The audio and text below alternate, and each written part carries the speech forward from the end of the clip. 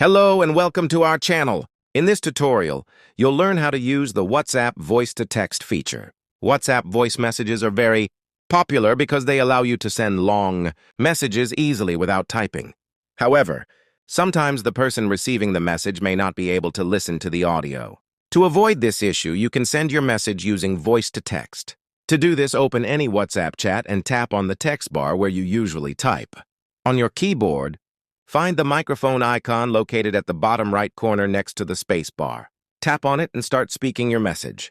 You can also say words like comma, period, exclamation mark, or question mark to add punctuation while dictating. When you're finished, tap the keyboard icon or press the send button. This feature is amazing because it gives you the best of both worlds. You get to speak your message, and the other person gets to read it.